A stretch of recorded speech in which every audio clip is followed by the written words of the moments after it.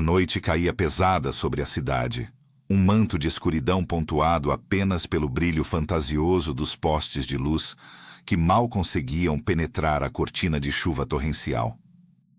Dentro do pequeno apartamento universitário, Ana tentava em vão concentrar-se nos livros abertos sobre a mesa.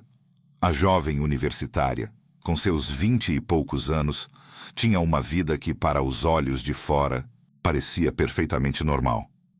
Boas notas, amigos. A rotina agitada de quem busca um futuro. Contudo, por trás da fachada de normalidade, Ana carregava o peso de um passado familiar complexo, uma sombra persistente que se recusava a dissipar. Havia um segredo, algo intocável, guardado a 7 chaves em seu coração, que ela jurara nunca desenterrar. O vento uivava lá fora, fazendo as janelas chacoalharem num ritmo inquietante, quase como um presságio. Ana, encolhida no sofá, abraçada a uma caneca de chá morno, sentia uma estranha premonição. Uma sensação gélida que não tinha a ver com o frio da noite, mas com um pressentimento que se aninhava no fundo de sua alma. Era a quietude antes da tempestade, o silêncio que antecede uma revelação estrondosa. Seus olhos percorriam as páginas sem realmente absorver o conteúdo, a mente divagando para memórias fragmentadas de uma infância marcada por ausências e sussurros. De repente, o silêncio da madrugada foi rasgado por um som estridente e inesperado. O telefone. Ana sobressaltou-se, o coração disparando no peito. 3 da manhã. Quem ligaria a essa hora? Um número desconhecido piscava na tela, um intruso digital na sua paz precária. Por um instante ela hesitou, os dedos pairando sobre o aparelho. Uma parte dela queria ignorar, deixar que a escuridão da noite engolisse aquela chamada indesejada. Mas a outra, a parte mais antiga e instintiva, sabia que não podia. Era como se o destino implacável estivesse batendo à sua porta. Com um suspiro pesado, Ana atendeu. Alô? A voz dela soou mais fraca do que o esperado. Quase um sussurro. Do outro lado da linha, uma voz rouca e arrastada respondeu, quase irreconhecível. Era uma voz que ela mal se lembrava, pertencente a um parente distante. Alguém que havia se afastado da família há anos, levando consigo pedaços da história que Ana mal conhecia. Um arrepio percorreu sua espinha. A premonição se intensificava, transformando-se em um medo palpável. A notícia veio como um golpe seco, um choque elétrico que a deixou sem ar. Um acidente grave. As palavras se embaralhavam na mente de Ana, que lutava para processar a informação. Envolvia alguém que ela pensava ter perdido para sempre, alguém cuja memória estava envolta em névoa e dor. O impacto da revelação era tão forte que ela mal conseguia respirar. A ligação não era apenas sobre o acidente. Ela percebia agora, mas um fio solto, uma pista para um segredo familiar há muito tempo enterrado e que agora ameaçava vir à tona, arrastando-a para um passado que ela desesperadamente tentava esquecer. Antes de continuarmos, inscreva-se no canal e diga-nos nos comentários de onde você está assistindo. Com o coração ainda martelando no peito e a mente em turbilhão, Ana viu-se arrastada para a cidade natal, um lugar que havia jurado nunca mais pisar. Cada quilômetro percorrido na estrada sinuosa que levava à pequena e esquecida localidade era um mergulho mais profundo em um passado que ela havia tentado selar. A paisagem, outrora familiar e acolhedora, agora parecia sombria e carregada de memórias dolorosas. As casas antigas, as ruas de paralelepípedos, tudo sussurrava histórias de tensão familiar e a figura ausente de um pai que havia se desvanecido de sua vida de forma abrupta e inexplicável. Ao chegar, a primeira parada foi na casa de sua tia-avó, uma mulher com quem Ana tinha pouquíssimo contato. A tia-avó, uma figura envelhecida e amargurada, com olhos que pareciam ter visto demais e guardado ainda mais, recebeu-a com uma frieza cortante. O ar da casa era pesado, impregnado de cheiro de mofo e de rancor acumulado por anos. A tia-avó destilava desconfiança em cada palavra, em cada gesto. "Então você finalmente decidiu voltar, Ana", disse ela, a voz rouca e cheia de sarcasmo. "Parece que a tragédia tem um jeito peculiar de nos trazer de volta aos nossos ninhos." Ana sentiu um calafrio. A mulher sabia mais do que dizia. Isso era evidente. Durante a conversa tensa, entre meias palavras e olhares carregados, a tia-avó deixou escapar uma frase que ecoou na mente de Ana. "Aquele acidente nunca me convenceu. Seu pai sempre mexeu com gente perigosa." A revelação inicial atingiu Ana como um raio. O acidente que a ligação matinal havia anunciado, o evento que a trouxe de volta, poderia não ter sido um acidente, afinal. A palavra pairava no ar, carregada de implicações sinistras, abrindo uma fenda na narrativa que ela sempre conhecera. A notícia mais chocante, no entanto, ainda estava por vir. Após mais algumas perguntas insistentes de Ana, que sentia o quebra-cabeça se encaixando de forma perturbadora, a tia-avó, com um suspiro pesado e um olhar de profunda mágoa, revelou a verdade. A pessoa envolvida no acidente, o homem que agora lutava pela vida em um hospital distante, era o pai de Ana. O mesmo pai que ela acreditava estar morto há anos, cujo funeral ela nunca tivera, mas cuja ausência havia moldado cada aspecto de sua existência. O choque foi avassalador. Uma onda de emoções conflitantes a invadiu. Incredulidade, raiva, uma pontada de esperança e uma dor renovada pela traição de uma mentira tão profunda. Como ele poderia estar vivo? Por que a deixaram acreditar em sua morte? Milhões de perguntas borbulhavam em sua mente, mas a tia-avó, exausta, apenas balançou a cabeça e apontou para uma velha caixa de madeira empoeirada no canto da sala. "Encontrei isso entre as coisas dele, depois de tudo aquilo", disse ela, a voz agora carregada de um cansaço profundo. "Talvez as respostas que você procura estejam aí." Com mãos trêmulas, Ana abriu a caixa. Dentro, entre fotografias desbotadas e documentos antigos, havia uma carta amarelada pelo tempo. A caligrafia era familiar, embora um pouco tremida. Era do pai. As palavras dançavam diante dos olhos de Ana, formando uma narrativa sombria de negócios obscuros, dívidas e, mais perturbadoramente, a menção a um inimigo oculto e uma traição que havia selado seu destino. A carta não era apenas um desabafo, era um aviso, um grito de socorro do passado. A ligação das 3 da manhã, o acidente, a tia-avó amargurada, tudo começou a fazer sentido, ou pelo menos a apontar para uma verdade muito mais complexa e perigosa do que Ana jamais poderia ter imaginado. Havia uma teia intrincada de mentiras e perigos, e ela, sem saber, acabara de puxar o primeiro fio. Com a carta do pai em mãos, um artefato frágil de um passado que ela mal compreendia, Ana sentiu um turbilhão de emoções. A raiva pela mentira, a tristeza pela ausência forçada, e agora, uma determinação fria para desvendar a verdade por trás daquelas palavras enigmáticas. A menção a um inimigo oculto e uma traição acendeu uma faísca de curiosidade e perigo em seu coração. Ela não podia mais ignorar o chamado daquele mistério. A investigação de Ana começou de forma discreta, quase furtiva, pelas ruelas empoeiradas da cidade natal. Ela mergulhou nos registros antigos, nos boatos sussurrados em cafés e mercados, procurando vestígios do pai, da vida que ele havia levado antes de sua suposta morte. Descobriu que seu pai, longe de ser o homem trabalhador e honesto que ela idealizava, estava envolvido em uma teia complexa de negócios obscuros e dívidas crescentes.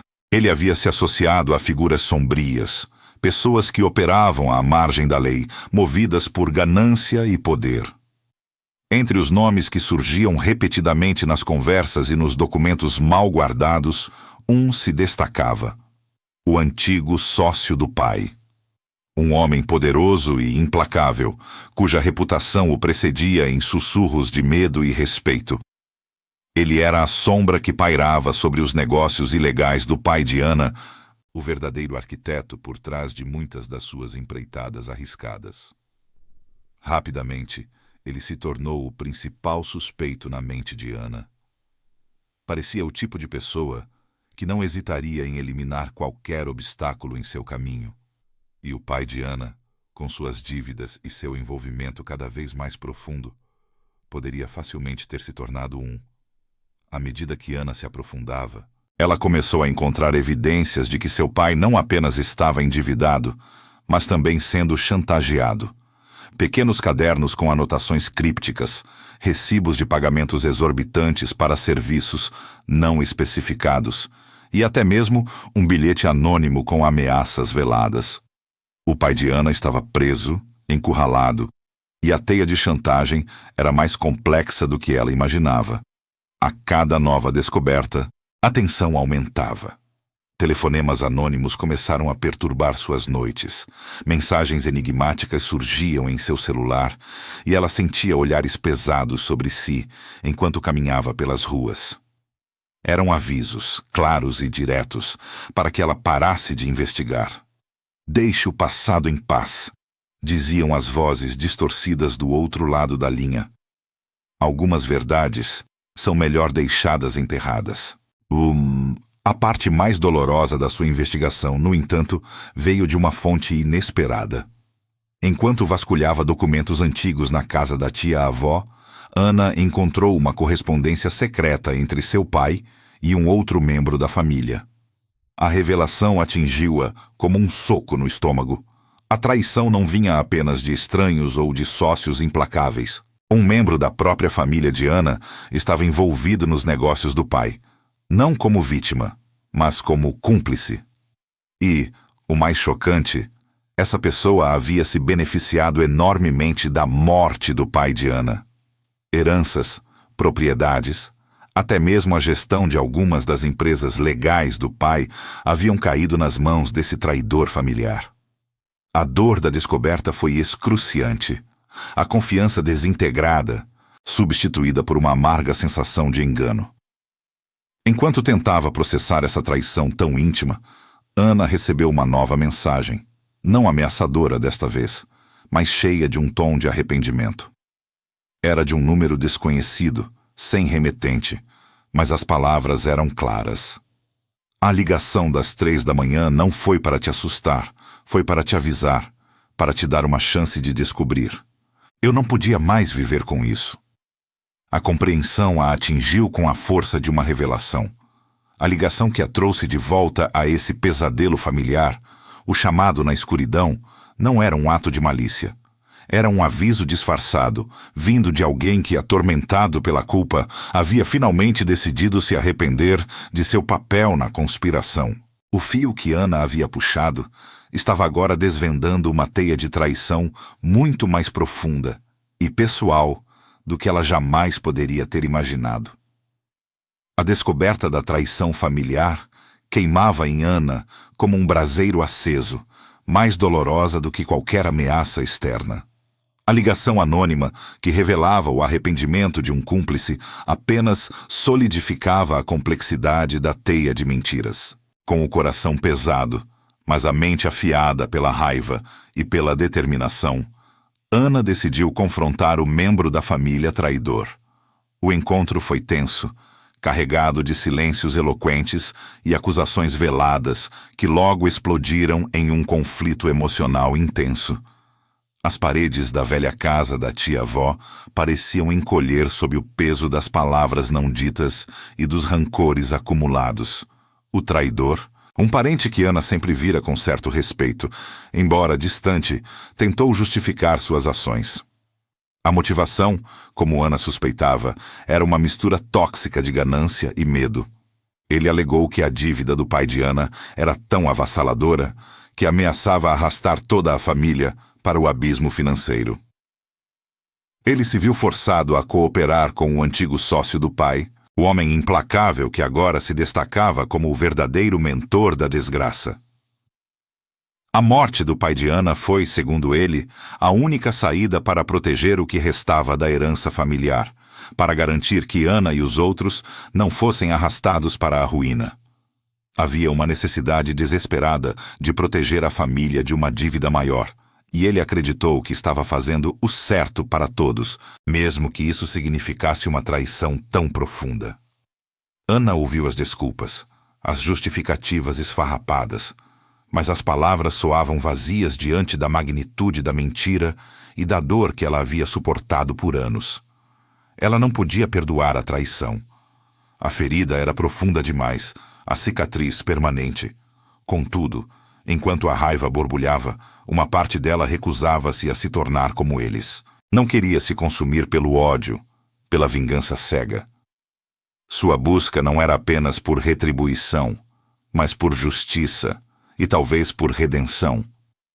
Ela precisava expor a verdade, não apenas para si mesma, mas para seu pai, para sua família e para todas as vítimas dos negócios obscuros do antigo sócio. Com essa nova resolução, Ana percebeu que precisaria de ajuda. Ela não poderia enfrentar essa rede de poder e corrupção sozinha. Em sua busca por aliados improváveis, lembrou-se de uma menção esporádica da tia-avó sobre um detetive aposentado que, anos atrás, havia investigado alguns casos menores relacionados ao pai de Ana. Um homem que, segundo a tia-avó, sabia demais para o próprio bem, mas era honesto. Encontrar o detetive não foi fácil.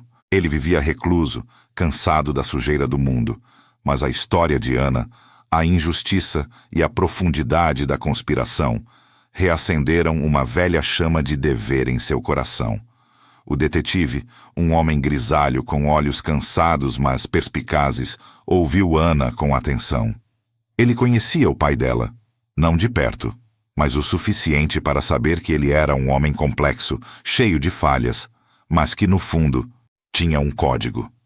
Ele viu a verdade nos olhos de Ana, a determinação inabalável. Juntos, eles começaram a reunir as peças que faltavam. Ana trouxe as provas que havia coletado: a carta do pai, os documentos dos negócios obscuros, as anotações crípticas, as ameaças anônimas. O detetive, por sua vez, trouxe sua vasta experiência, seus contatos antigos e um conhecimento profundo do submundo da cidade. A preparação para o confronto final começou. Ana e o detetive traçaram um plano meticuloso, analisando cada movimento, cada possível reação. Eles sabiam que estavam lidando com pessoas perigosas e qualquer erro poderia ser fatal.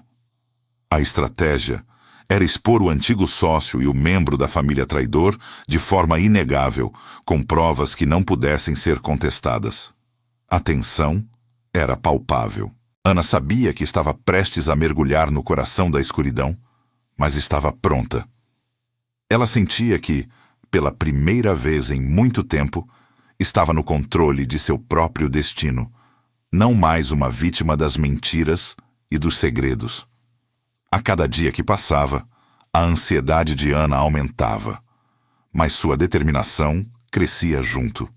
Ela ensaiava seus movimentos, repassava os fatos, preparando-se mentalmente para o que estava por vir. E então, quando a preparação parecia quase completa, uma nova mensagem anônima chegou ao seu celular. Não era uma ameaça, nem um arrependimento, mas uma informação crucial: a localização de um encontro secreto entre o antigo sócio e o membro da família traidor. Era a oportunidade perfeita, o momento que Ana e o detetive estavam esperando para desvendar a verdade de uma vez por todas. O jogo estava prestes a começar, e Ana estava no centro dele, com a mensagem anônima piscando na tela de seu celular, revelando o local e o horário do encontro secreto. Ana sentiu o coração acelerar. Era a chance que esperava, o momento decisivo para o qual vinha se preparando. A adrenalina corria por suas veias, misturando o medo com uma determinação feroz. O detetive aposentado, com sua experiência e seu olhar astuto, revisou o plano mais uma vez. A infiltração seria arriscada, mas essencial para obter as provas irrefutáveis. A noite do encontro chegou, carregada de uma tensão quase palpável. Ana vestiu roupas discretas, seu corpo tenso, mas seus movimentos precisos. O local era um armazém abandonado nos arredores da cidade. Um cenário perfeito para negócios escusos e segredos enterrados. As luzes fracas do local mal dissipavam as sombras, criando um ambiente opressor. Ana se moveu como uma sombra, usando as pilhas de caixas e equipamentos velhos como cobertura, seu olhar fixo na figura imponente do antigo sócio e na silhueta familiar do membro da família traidor. As vozes, abafadas a princípio, começaram a se tornar mais claras à medida que Ana se aproximava, escondida atrás de uma pilha de barris enferrujados. O antigo sócio falava com uma arrogância fria, enquanto o membro da família traidor parecia mais nervoso, sua postura denunciando o desconforto. Eles discutiam números, porcentagens e a distribuição de bens que Ana sabia serem de seu pai. A cada palavra, o nó em seu estômago apertava, a raiva crescendo dentro dela, mas ela se forçava a manter a calma, a documentar tudo com o pequeno gravador escondido em sua roupa. De repente, um barulho mínimo, um passo em falso de Ana, quebrou o silêncio tenso. As cabeças se viraram abruptamente. O antigo sócio, com sua percepção aguçada, percebeu a presença intrusa. Um calafrio percorreu a espinha de Ana. Ela tentou recuar, mas era tarde demais.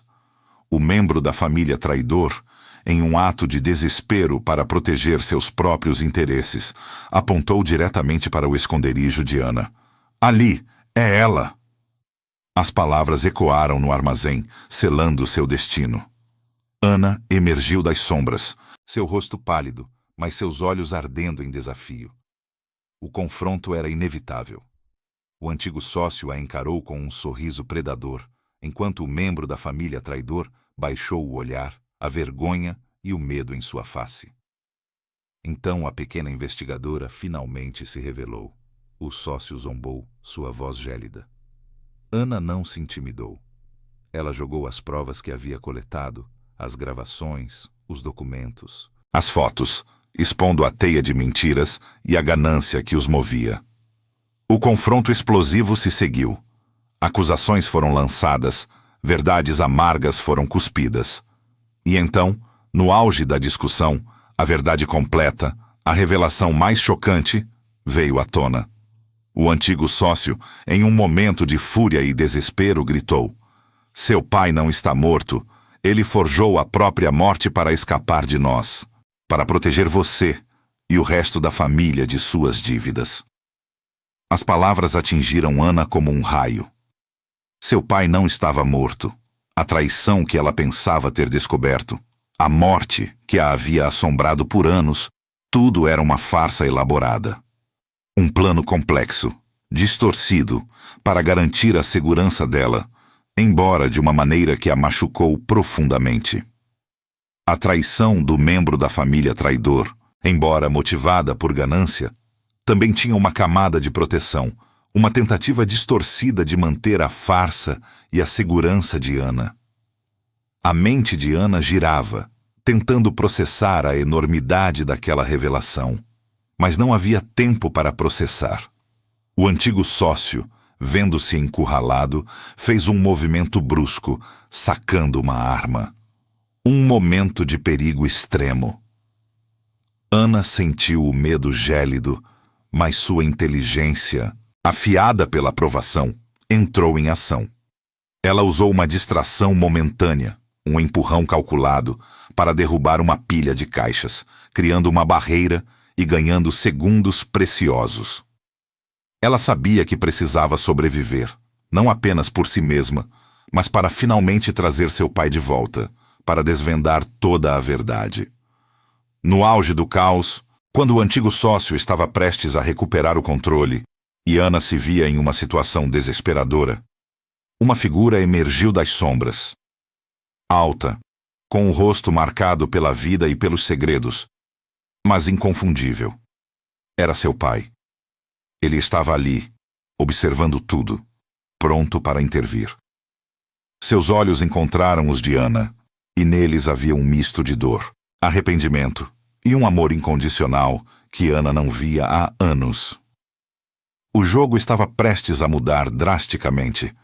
A aparição do pai de Ana transformou o cenário do armazém em um palco de emoções cruas e verdades há muito tempo ocultas. A presença dele congelou o antigo sócio, que hesitou com a arma em punho e fez o membro da família traidor curvar-se em um misto de alívio e pavor. O pai de Ana, com uma voz rouca pela emoção e por anos de silêncio, revelou-se.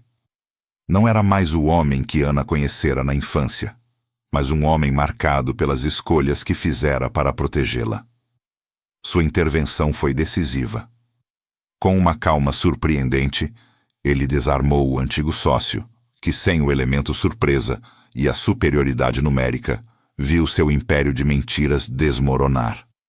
As provas que Ana havia coletado, somadas ao testemunho inesperado de seu pai, foram irrefutáveis. A chegada da polícia, alertada pelo detetive aposentado que observava de longe, selou o destino do antigo sócio. Ele foi levado, seu olhar de ódio prometendo vingança, mas sua capacidade de agir havia sido neutralizada. O membro da família traidor, por sua vez, confrontou as consequências de suas ações. A vergonha e o remorso eram palpáveis em seu rosto. Ana, embora ainda ferida pela traição, sentiu uma pontada de compaixão ao ver a ruína de alguém que, de alguma forma distorcida, tentara protegê-la. As repercussões seriam duras, mas necessárias para que a verdade pudesse finalmente prevalecer e a cura pudesse começar. A reunião agridoce entre Ana e seu pai foi um momento de silêncio pesado e palavras não ditas. Os anos de ausência, de luto e de mentiras pairavam entre eles. Ana sentia uma mistura avassaladora de raiva, alívio e uma tristeza profunda. Ele não estava morto, mas a ausência dele havia moldado sua vida de maneiras irreversíveis. Seu pai, com os olhos marejados, estendeu a mão, um gesto hesitante de quem busca perdão. Eu fiz o que achei que era certo para te proteger, Ana, mas sei que te machuquei profundamente. Suas palavras eram um bálsamo e uma faca ao mesmo tempo. A redenção não seria fácil, nem instantânea. Seria um caminho longo e sinuoso, pavimentado com conversas difíceis, memórias dolorosas e a reconstrução de uma confiança quebrada. Contudo, naquela noite, sob as luzes fracas do armazém, Ana viu em seus olhos um arrependimento genuíno e um amor que nem mesmo a morte forjada pôde apagar. Ela sabia que precisava desse pai em sua vida, não o idealizado, mas o real, com todas as suas falhas e sacrifícios. Ana encontrou a superação não negando a dor, mas aceitando-a como parte de sua jornada. Ela perdoou, não porque esqueceria, mas porque se recusava a ser prisioneira do rancor. Perdoou o membro da família traidor por sua fraqueza e sua distorcida tentativa de proteção. Perdoou seu pai por suas escolhas desesperadas. E o mais importante, perdoou a si mesma por ter acreditado nas mentiras, por ter se sentido culpada, por ter permitido que o passado a definisse. A família, embora profundamente machucada, encontrou um caminho para a cura. A tia-avó, ao saber de toda a verdade, abrandou seu coração amargo, percebendo que o rancor apenas prolongava a dor.